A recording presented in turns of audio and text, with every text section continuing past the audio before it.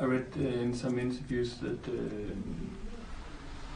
you always wanted to break the rules of music. Why is that important? I'm not really conscious of breaking rules. I'm just doing what excites me, interests me, you know. I don't really like. I don't know. I mean, it's just a game. It's just music. I really don't take it that serious.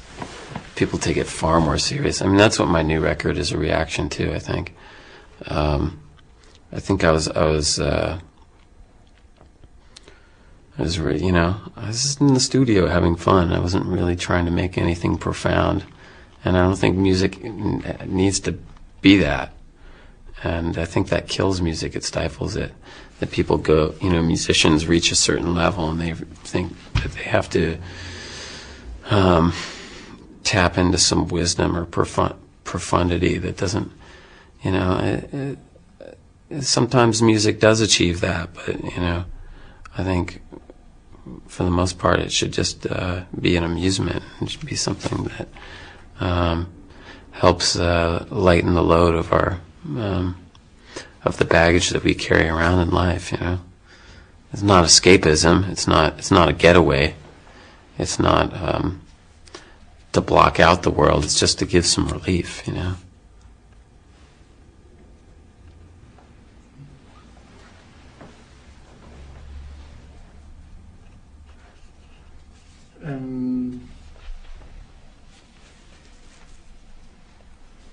What period of popular music do you like best?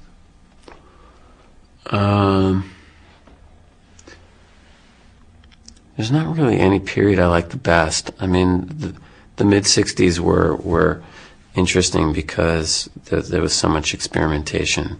That was a genuine time of possibility, and that was a period where so much music was coming together to form what we know as our modern popular music, and you know, that was a moment where the turnstile was revolving. People were going in and out, and ideas were coming in and out, and so I find that time interesting. I don't know if I would have wanted to play music in it. I love playing music now. I don't think there's as many good songs being written now, but I like the way technology is progressed now, and there's so much more you can do at this point. And I think audiences are more open. Yeah.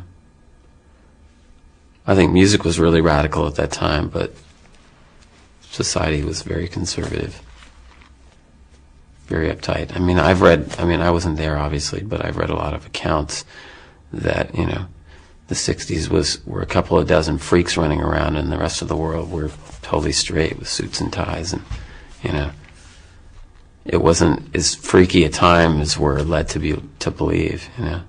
There was social upheaval and all that, but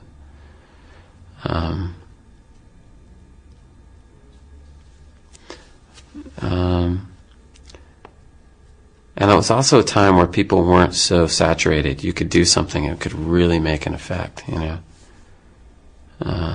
You could come up with a piece of music and it would really affect people, you know. Now it's like you're competing with video games and inline skating and all these other things that are way more stimulating than a song could ever be, you know. What effect do you hope your songs could have? Could have? I love to make a song that people can dance to, can move, you know.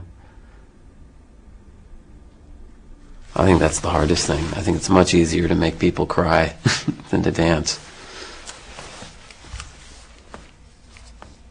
What about the more quiet records you made? Like One Foot in the Grave? Mutations, or Mutations, yeah.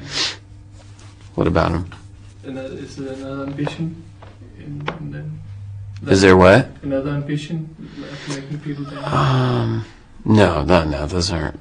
Well, you can dance if you want, but that wasn't the intention. I don't know. Those are just notations from my life. You know, they're just songs. They're pencil drawings, as opposed to Midnight Vultures, which is just a wall of graffiti with, you know, as many colors as possible. It's the same intention, it's just a different medium.